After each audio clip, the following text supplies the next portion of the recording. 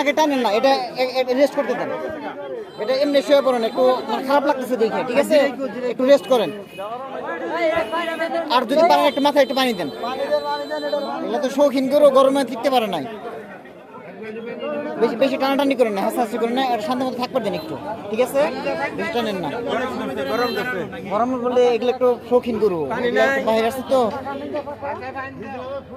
মোটামুটি গরুটা অনেক জার্নি করে মনে আসছে, এই কারণে কিছুটা অসুস্থ হয়ে পড়ছে। তো এটা তো আসলে শৌখিন গরু, দেখা যায় শৌখিন গরুগুলা সবসময় ফ্যানের নিচে থাকে, ভালো জায়গায় থাকে। আর গরুটা বিশাল গরু। তো আস্তে করে কিছু টানেন না,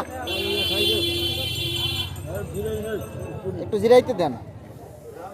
গরু হাটে আসছে তো, সকল গরুগুলা হাটে উঠানো হয়েছে, সেখানে গরুটা কিছুটা অসুস্থ হয়ে পড়ছে। এই যে বিশাল গরু,